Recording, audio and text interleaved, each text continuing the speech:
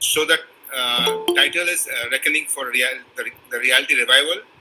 You know, we all know times are difficult times and we have to come out of it. When you have any problem, the first thing one needs to do is to define the problem. It's very important to define the problem because, as the Japanese say, a problem well defined is half solved. So I think first thing is let's define the problem. Second thing is hope. Now, hope is very important because only when you know that there's a light at the end of the tunnel, you can walk the tunnel. So that is also important. And third, once we know the real problem, we know that there is light at the end of the tunnel, we just should know what options are available to cross the tunnel.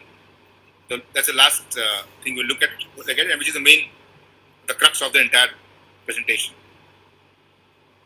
So, trying to define the problem, if you ask people today, the problem kya hai bhai? And most people would say, सब cash नहीं है, market में पैसा नहीं है. There's a cash crunch, there's a liquidity crunch. This problem is not about liquidity crunch. The RBI has released large amount of money to banks. The problem is not about liquidity crisis. It is banks are not comfortable lending, and those people who have money do not want to spend. So essentially, if you want to define the problem, it is more like a demand shrinkage. The demand has shrunk. And why demand has shrunk? Because there's a crisis of confidence. And why there's a crisis? Because there's a lack of confidence in the future. So basically, people, those who have money, want to conserve more and more money. They don't want to spend because they don't know how deep the problem is going to be. So there's this uncertainty with respect to future, and that is why people are not spending, banks are not lending, or they're scared to lend, or they're hesitant to lend. I would not say scared, but they are not comfortable lending to a lot of people, and that is where the whole cycle has got stuck. So it is not a cash crunch issue, it is more of issue with confidence. And of course, confidence means also fear. Because people have fear, so they don't have confidence. Technically, market can even grow when there's no cash, if there's confidence. So when there's confidence, people can do the business on credit, and the whole economic cycle can start. But today, we are lacking that confidence. Now, defining the problem. The first problem for real estate sector is job losses. There are so many sectors like airlines, travel, tourism, entertainment, leisure, are going to see huge amount of job losses. So they are obviously, those people who lose jobs are not going to buy homes. Second is even those who have jobs are going to see pay cuts. So the discretionary expenditure that they have is going to come down. And obviously, EMI and properties will be the first to see the effect of those salary cuts. So people are going to buy less property. And third is even those who have jobs, who don't have salary cuts, they are not sure that their jobs are going to remain in the next 1 or 2 years. Again, it's a question of confidence. But that's a problem. Specifically, I am focusing now on real estate sector. Is related to the income of people that has come down. Real estate depends on is a discretionary expenditure, so it's going to be the most severely affected sectors. Now, even in bad times, is there a hope? Now, if you really want to know about hope and see the impact that hope can make, you must read this book by Viktor Frankl, Man's Search for Meaning. Now, Viktor Frankl was a survivor of the concentration camps of the Nazis' camp. He found that he met all those people who survived, and he found that the most common element among those who survived was that they had hope. They had a meaning in life. They had a purpose in life. So if you believe today there is a hope that sector will survive and it will revive, then it will revive. If you don't believe, it's anyway not going to revive. It's like those religious leaders who say, if you believe in God, God is there. The hope also is like that. But just I know that a lot of people who not believe this philosophy, they say it's not emotional gyan. We also want to see real numbers. Why economy would revive and why is rational for hope. So let us do some rational analysis.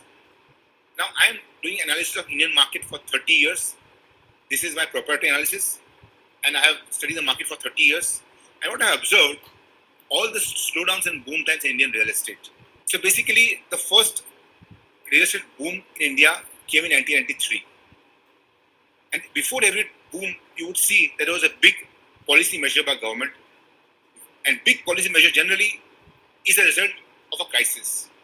So 1991, the country faced one of the first crises that I saw in my career. It was basically about the Gulf War and the oil crisis. And India was short of, because oil prices rose, India was short of foreign currency. So they allowed the non-residents to, ease the policy of non-resident investment in India. As a result, huge amount of money came. And in 1993, we saw a big boom. The first boom was basically, essentially, I would say, boomed by the NRI money that came as a result of allowing NRI money to come to India. 1995, we had the emerging market crisis, and as a result, market crashed. Then 2002, we had a big boom. It was again because 2001, we had the 9/11 crisis in US. Because after that 9/11, the Twin Tower crisis, US economy, US government started the policy of what's called monetary easing. They released a lot of dollars in the market to revive the economy. And those dollars found their way into India because by the time FDI was allowed in real estate. So again, foreign money came to India, when it was surplus, came to India and pumped up the real estate market. 2008, we had the housing crisis in US, Indian market also crashed. Then 2009, again, government of US printed large amount of dollars to fund the crisis or to come out of the crisis, and that money found way into India. And we had the stimulus of US funding the real estate boom in India. 2016, we had the next crisis by real estate, which I call triple trauma: demonetization, GST, and RERA all together in a gap of 6 months. So GST, demonetization impacted liquidity, GST impacted sales, and RERA impacted profitability. The sector after that never came back or never revived. But now, post-COVID, we are actually seeing huge amount of money again being printed by US, Europe, and other countries, other governments. So I expect, now this is my personal forecast, that by 2022, this money will again come to find its way to Indian real estate market. So that is a big hope, because that amount of money being printed is much, much, much more than what was printed in 2002 or 2009. That money is going to come, so that is a really, really big hope. But that's a rational reason for hope. Now, let me define the hope in more exact terms. This hope comes with a caveat, because we know, if you believe my forecast, market will revive in 18 to 12, 24 months. But the challenge is how to survive till then, which is the core of this presentation. How do you survive the next 18 to 24 months? What are options that developers have today? We know that we are all in difficult times. What options do developers have? So if you see operations, now people normally would say it's a bad time, you cut costs. Okay. Can a developer cut the land cost? The answer is no. Because the land, he has already bought it. He's already paid for it. Land, which is a big portion of the cost, which could be as low as 10, 15, 20% in smaller towns, and could be as high as 60% in places like Mumbai. That cost cannot be cut. Can you cut the construction cost? Very unlikely, because most of the contractor costs are negotiated. The finishes have been finalized. You can't reduce the finishes. You can't cut labor costs. Unlikely that you can actually cut construction costs. Maybe a small amount you can cut, but not much. Manpower costs, again, labor costs you can't cut. You can't reduce labor costs. Sales commission to brokers, If you start paying less to brokers, they are anyway have to work hard to get a deal today. And if you are going to have so many other developers paying more and more commission, and if you cut the commission, it's unlikely that real estate brokers are going to sell your apartments. The scope for commission, saving money on sales commission also is not there. The finance cost, yes, because interest cost has come down, you could probably reduce. But if sales do not happen, even that also scope is not there, because again you have to borrow more if there's no sales. So what I want to tell you is that even in difficult times, from the operational factors, there's a very limited scope for developers to cut costs. So now you have a very difficult situation. You expect low sales, your costs cannot come down. So what do you do? Now let's see the marketing approach now. Can you do something in marketing? So I just want to tell you the problem is really severe. So we have to find some innovative solutions at this stage to come out of it. But as again I told you, if there's hope, you can always come out of it. Now let's analyze what are the real problems in marketing. There is first you ask the question, why is the consumer not buying? It's very important to go into the depth of the reason that makes consumer defer the decision. Second important thing is to understand what will make the consumers decide faster. Faster is very important here. Faster term is very important because you need to make a sale now. If he makes a sale after 12 months, it does not help you, because how do you run a project? In other businesses, you can produce less quantity. Here, if you're making 500 apartments building, you have to make all the apartments. You can't stop down. You cannot stop it. You have to continue the work because you already have sold apartments.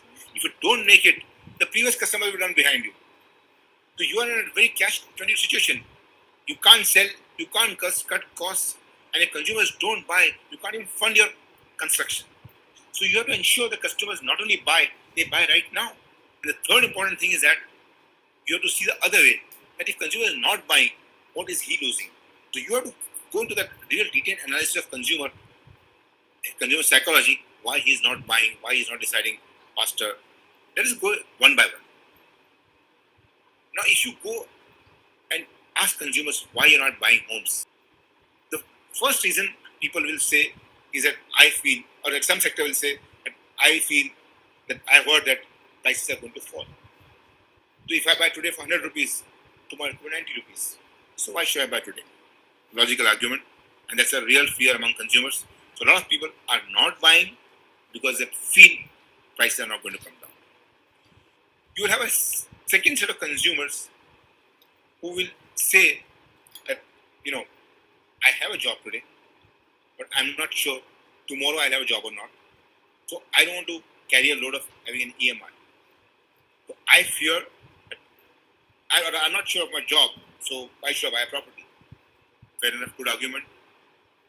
Third is that some people say my job is safe, but I have got salary cuts, my budgets have come down, or my salary is not going to grow for 2 years. So what do? So I want to buy a home, but I can pay only less EMI. I can't pay that much EMI which I could pay last year. The last question we have to answer, how can I ensure that consumers buy because he is losing something else? Now, so if the consumer has a fear in fall of prices, what does the developer do? A developer can offer a price protection plan. So what he can say, if you buy today, and within 2 years, by the time the building is ready, after 2 years if the price comes down, you can sell the apartment to be the same price. Now this gives a very good psychological assurance to consumer that if he buys today, he's not going to buy opportunity at 95 tomorrow. Because consumers always feel, kal saste mein agar milega, so I would have lost an opportunity. So he should be very comfortable that tomorrow he's not going to lose his capital, or at least make a loss on the capital. Now, how developer can do it? Now, see, if you offer this to 100 people, what is the risk the developer is taking? Firstly, he knows that after 18-24 months, there will be enough money in the market, there will be enough buyers. So it's unlikely that prices are going to fall. But in the event, even if prices actually do not firm up the way he expects, if there are people who buy the apartment because of this, and there is a demand. So when there is demand, automatically their price is going to move northwards only. So this is actually, even if it costs developer small amount of money, it gives a huge psychological up to the consumer. And it can really generate demand, or at least remove the negativity for the consumers. Now what happens, there are people who are losing job. Now here, there is some innovation that the sector will have to do it. They will have to talk to housing finance companies and insurance companies to work out an EMI insurance plan. So if a person loses jobs in the next 24 months, his EMI should be paid by the insurance company. The insurance company will charge a premium, but that developer will have to put into the cost and ensure that the EMI is paid by the insurance company for the next two years. Now, how it works? So anybody who's having a job, he's not sure that whether the job will survive or not. He is comfortable buying because he knows today the prices are very low. He doesn't want to miss out the opportunity of this low price, but at the same time, he also has a risk of losing the job. But if you do a product in which his EMI is insured, the advantage to him is that he can get today's prices, which are extremely low. He has all the options available in the market, and his EMI is insured. So that kind of product, I think industry, along with the housing finance company and insurance company, will have to innovate that will ensure people buy, and not only buy, they buy today. Now the next segment of people is people who are having salary cuts, or who have less money, who want to buy, whose job is safe, but their budget has come down. So again, that requires an innovation. We can talk to the housing finance companies and say, okay, let's make a product in which you only pay interest for the first 2 years. What's called interest-only home loans. For the first 2 years, housing companies don't charge any principal portion. They only charge interest. So that the EMI in the first 2 years is very less. And then from third, fourth year, they start building in the principal portion of the loan. So the EMI increases from third or fourth year. So in difficult times, the consumers survive. So again, consumer gets today's prices and within his salary budget. So this is another kind of innovation that developers will have to undertake in terms of the product definition, because we know on the cost side, not much can be done. Now the most important thing is this is a very positive outlook. Now the fourth point. The work from home actually is a huge opportunity for the developer. There are consumers who have to now work from home mandatorily. Some want optional, but for all these, they require a separate room. Now, this is a great opportunity for developers, because now they can tell the consumers who are buying 2-bedroom, they can say, why don't you buy a 3-bedroom? So if, for example, now the interest rates have come down, so from let's say 8%, it comes down to 7%, effectively the EMI would reduce by 10%. If the interest rates come down from 8 to 7%, EMI would typically come down by 10 to 12%. If you make it interest-free loan, it further comes down, and probably a small discount a developer can also give. Effectively, the benefit to the consumer could be almost close to 20%, which means a person who's buying 2-bedroom can technically buy 3-bedroom, the same EMI that he was trying to pay 1 year back, without actually hurting even the developer too much. And this actually can increase the amount of square footage the developer would sell even in the time of crisis.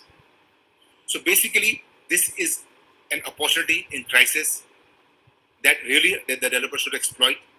And again, consumers would love to buy it. A 3-bedroom, if they can buy 3-bedroom almost the price of 2-bedroom. So the interest rate reduction is a great opportunity for developers, which they should capitalize, and for consumers, low price and low interest rate. That's a real opportunity that for consumers have. So this is where the innovation lies for developers, which is slightly different from a cost side, because we have seen on the operation side there are not much scope. And I'm not talking of the government benefits that government can give, but I personally believe that if developers believe themselves, they can innovate and they can come out of these problems. And I complete a presentation. This is a quote from Helen Keller optimism is a faith that leads to achievement. So if we believe there is hope, we shall revive.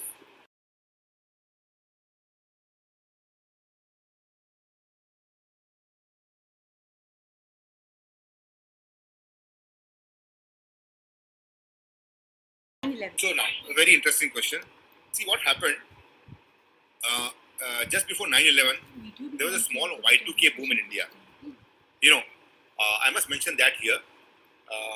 It's very important to mention here because around 2000 was the year when housing finance companies actually expanded, 19 and 2000. And one of the reasons was that a lot of property developers started selling in full check. Now I'm telling the history of real estate because in 90s you had developers, a large number of developers selling in cash check, so that particular portion of the property was to be paid in terms of cash, hard cash. Around that time, housing finance companies started giving loans, so a lot of people, developers moved to what is called full check. And we had the IT boom also. Y2K had IT boom, and a lot of white collar people started buying properties. Now, in 2001, what happened? Housing crisis came, and US government started printing notes. And there was a huge housing boom in US. At the same time, FDI was allowed in India. So the housing finance companies realized that the US market can grow so much. India also has huge demand for housing. So that a lot of money actually came to India. And then from 2002, 2003, we saw a huge amount of money starting trickling coming to India. Through housing finance companies, through loans, or through equities, or whatever. And because stock market also started doing well, that money also came into real estate. So from 2003, 4, 5, 6, 7, 8, we had a historic boom in India. And that boom, why is historic? Because it was across India. It was not restricted to cities like Bombay, Delhi, Chennai, or Hyderabad. It went to smaller towns and also to villages. So you also saw prices of agricultural land booming across India. So that money actually came down to the villages also. So that's the effect that we saw of foreign money coming into India. So that's why I feel that a similar as phenomena we would see after some time in India, when the stimulus in US is used to solve the COVID problem and that surplus will be available there. Now, why that will come to India right now is because the interest rates abroad are very low. Now, because interest rates are very low, the dollar cannot earn any money there. A lot of money belongs to old people there. It's a retirement fund. The retirement fund has to earn some money to give the pension to people. But they cannot earn that much money in US because interest rates are very, very low. In fact, negative in some of the countries. So that money has to come to places where it can earn high return. And we know all that not much of that money will now go to China. So it will be shared between countries like India, Malaysia, Vietnam, Singapore, and these countries. So good amount of money will come to India. That's what I believe. So we have a similar phenomena as 9/11. That's what I look at.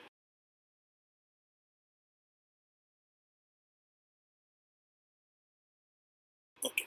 Now, if real estate is a very localized market, so it is not possible for anybody to give advice across India because real estate market in Kanpur could be different from that in Indore, could be different from that in Surat or Mumbai or Chennai. So one advice cannot work for all markets. Each micro market behaves differently. Secondly, residential and commercial behave differently. Now, if you're looking at largely from investment point of view, yes, my advice would be opportunity is good right now. I'm not saying today, but it's a good time to identify the right pieces. But always buy from a developer where you're sure you're not going to lose money. Because in these times, there are a lot of developers that will actually default. So you have to safeguard your money, that you don't buy where you risk that they take that much risk. Because even with good developers, the prices are quite comfortable and you can buy, you have safe money as well, and also see good returns over next 5 years.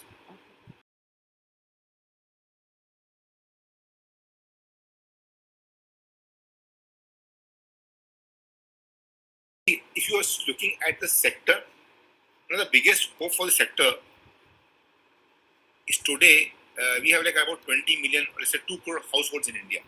Okay, I'm sorry, 200 million, so 20 crore households in India. Okay, out of 20 crore, only 20%, only 4 crore households actually live under a concrete home, a concrete roof. I would say concrete roof. But there are 16 crore households who don't live under a concrete roof. So the amount of homes that the country has to build is huge. And let's say even if you build 1% of the demand every year, it's 16 lakh homes every year. It's a huge amount of demand every year. So if you ask me what the demand in the sector is going to be really huge in the next few years, yes. The issue is it could be whether people have the money to buy or not. So your question is very valid.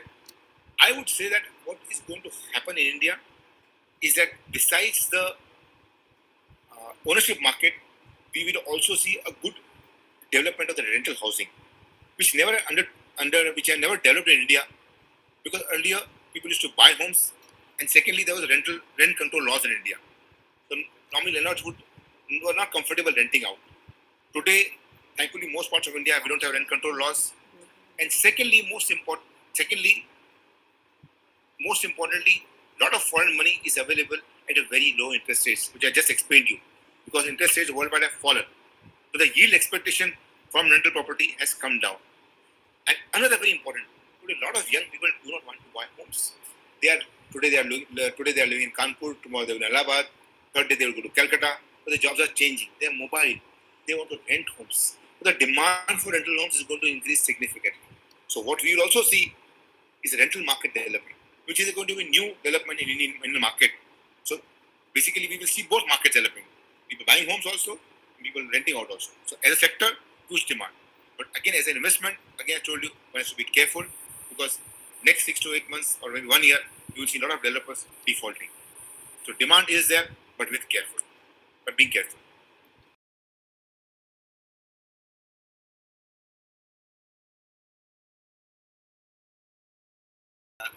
You can't compare gold, equity, and real estate.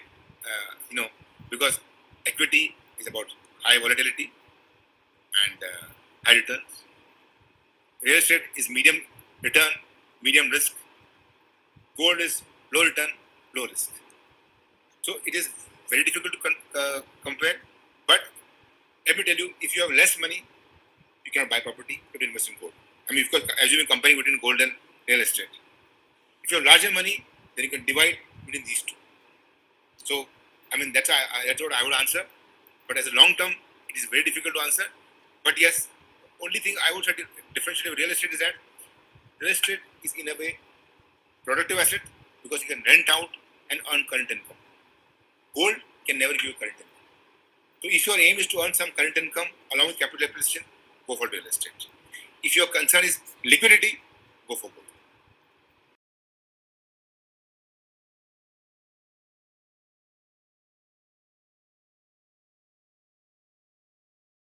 So basically, as I told you, that the first thing is going to be that there is going to be demand slump. As I mentioned, there is going to be demand shrinkage, and with sales not happening, and last 3 or 4 years after triple trauma of demonetization, GST, and RERA, developers already were in bad shape. So, and they had seen lower sales, so they have borrowed a lot of money. So today, developers have a huge amount of debt already on their books, and now they are going to see a slump sale. This actually would mean sub developers are going to default, because no amount of restructuring of loan can actually save them. Sales have to happen, utna sale hoga nahi hai, because the amount of debt in the sector is huge. So huge amount of debt, they have to service interest, plus they need to find money to fund their construction. So you will see some default that is going to happen. But if government can come up with a policy which can revive sales in terms of lowering interest rates, or maybe some rationalization of GST, one could see huge amount of sales. If that happens, then really sector could see good amount of revival and job creation as well, because as I mentioned, demand for homes is huge. It's huge amount of demand is there. Is today people are not confident, one, and obviously people are finding prices to be higher because they don't have their incomes have come down otherwise. So to summarize, most likely we will see some defaults in times to come. Stronger developers or those with less debt will survive. Weaker developers will see default. But yes, it could revive if there are decent, if there are healthy government policies. It could even revive. So time will tell how we move forward.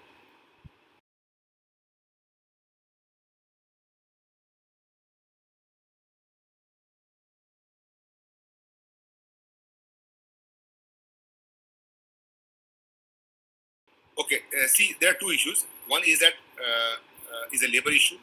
There is a problem of availability of laborers, but I think it is going to remain not for a long time because the labor, the migrant workers which have gone to the homes, ultimately have not, they won't have jobs there. So after 1 or 2 months, they start coming, and we are seeing Bombay. People have started thinking of coming back to Mumbai.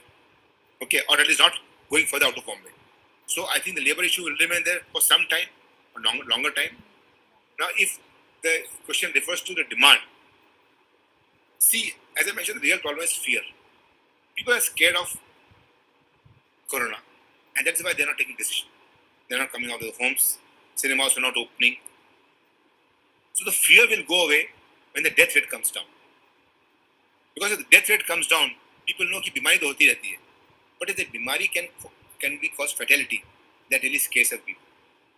So I think, and my personal call is that within the last quarter of this calendar year, so October to December, we will have some solution either in terms of a cure or in terms of a vaccine or in terms of herd immunity.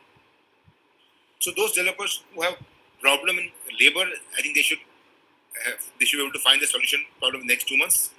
And those who have problem related to demand and consumer purchases, I think they have to wait for maybe 4 to 5 months. And probably that time, by October to December, we will see some of the consumers coming back because the fear will go away. So that's patience I think they will have to have with their lenders, with their with their vendors, lenders. They have to manage the relationships. कि बहुत थोड़ा wait करो, and we'll have good times in 6 months from now.